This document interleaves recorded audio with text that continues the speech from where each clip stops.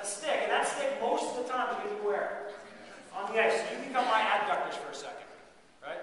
I'm on an unstable surface on an eighth of an inch of steel, on a frictionless surface. Do you think these are nice and loosey-goosey or hypertonic? They're going to be going crazy, right? My stick needs to be on the ice. So what did I do there? I shorten the muscles in the surrounding fascia, especially the perimysium, so that adapts to a short position. Now, is the play always in this position, or do sometimes I get pushed in that position? And if I get pushed in that position and you are this adductor, what do you start to feel now? And if someone body checks me and my skate is behind me, then what goes? The groin. How many incidents of groin injuries for a hockey player? Lots.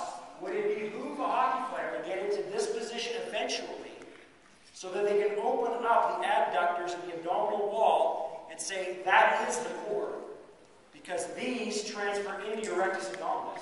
They just continue on as your adductors. And if I can open up and come back, did I just save that particular person? Maybe. But maybe even more importantly, did I give them a load?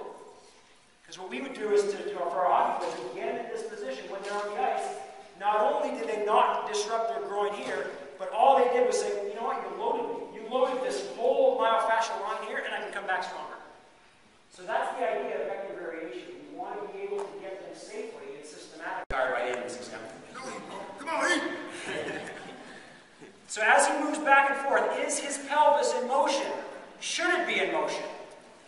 Yes, it guides and drives the action as he goes, in this case, side to side. And as he drives his pelvis in motion, how do you think the hip musculature and the trunk musculature react to that? What's the biggest driver to the abdominal wall? The pelvis and the ribs. If I drive my pelvis, it's going to drive reaction to the abdominal musculature. That's the one that proprioceptively is going to turn the fascia on. It's going to turn the muscle on. And so as he drives his pelvis side to side, his spine's going to follow, and it's going to drive that spinal engine. And what happens for Eric in this case is it's a little bit more progress, but the why behind it is I want to drive pelvic action to get and facilitate the reactions of the trunk. Not only that, the trunk musculature can upregulate and it can downregulate as he moves. Because once he's in motion, the muscles and fascia have an opportunity to synergize. They oscillate as they stabilize and mobilize the body. So the motion of the pelvis, the action, which is step number 2, will facilitate that.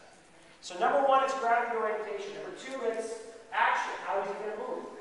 Number 3 is loading device. We're going to use a bunch of different ones today. You can use kettlebells, you can use ropes, you can use medicine balls, you can use any type of loading device that you see in this room. And what that does is it starts to change the profile. If I used a bungee cord and I had Eric go through a squat, what's the why behind why I would choose a bungee cord versus a barbell across the back? What is a bungee